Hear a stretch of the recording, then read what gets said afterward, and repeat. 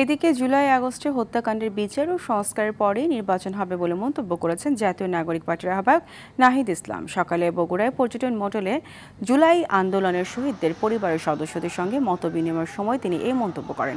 তিনি আরও বলেন, শেখ হাসিনা সহ আওয়ামী লীগ ও যেসব পুলিশ ছাত্র জনতার উপর গুলি চালিয়েছে তাদের বিচার হতে হবে। পরে জুলাই পদযাত্রা শুরু করেন তিনি। বগুড়া হয়ে নওগাঁয় গিয়ে শেষ হবে আজকের পদযাত্রা।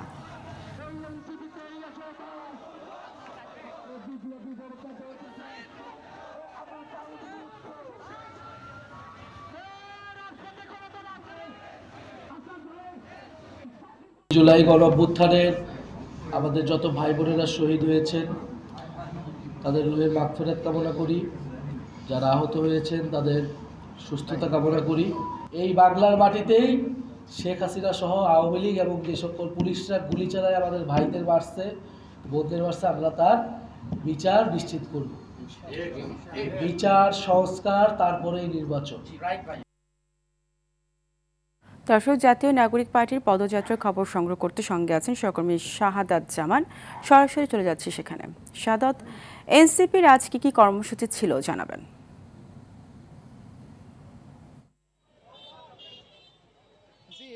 আপনি হয়তো জানেন যে গত 1 জুলাই থেকে কিন্তু সারা বাংলাদেশে কিন্তু 1 মাস ব্যাপী কিন্তু এনসিপি কর্মসূচি নিয়েছে। তারা এই 1 মাস কিন্তু সারা বাংলাদেশের গ্রাম অঞ্চল পর্যন্ত শুরু করে কিন্তু তারা জুলাই পদযাত্রা করবেন এবং পথসভা করবেন।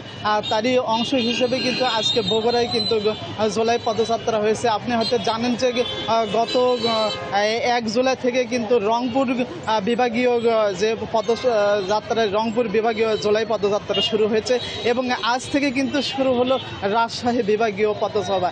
এবং এই রাজশাহী বিভাগীয় যে পথসভা এবং পদযাত্রা, সেই পদযাত্রা কিন্তু বগুড়ার মাধ্যমে কিন্তু উদ্বোধন হলো। আমরা আজ সকাল থেকেই কিন্তু এই জুলাই পদযাত্রার সাথে রয়েছে এবং সকালে কিন্তু বগুড়া পর্যটন মোটেলে কিন্তু এনসিপির যে নেতৃবৃন্দ রয়েছেন তারা কিন্তু গত জুলাই আন্দোলনে নিহত, আহত এবং নিখোঁজ পরিবারের সদস্যদের সাথে কিন্তু তারা কথা বলেছেন এবং তারা তাদের খোঁজ খবর নিয়েছেন। তারপরেই কিন্তু দুপুর 12টার দিকে কিন্তু বগুড়া পলিটেকনিক ইনস্টিটিউটের সামনে থেকে কিন্তু পদযাত্রা শুরু হয়েছে এবং 7 মাথায় কিন্তু পথসভা হয়েছে। আপনাকে জানাই রাখি যে এই পথসভায় কিন্তু কেন্দ্রীয় নেতৃবৃন্দ কিন্তু এখানে বক্তব্য রেখেছেন।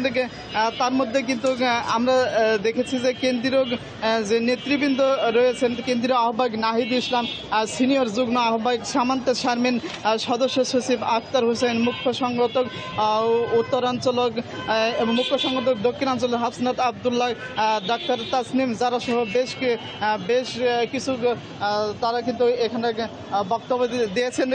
তারা কিছুক্ষণ আগেই কিন্তু এই পথসভা কিন্তু তারা শেষ করেছেন এবং তারা কিন্তু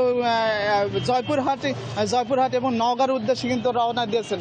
এই ছিল বগুড়া থেকে জুলাই আন্দোলনের পথসভা নিয়ে সর্বশেষ। শাহাদাত, আপনাকে ধন্যবাদ।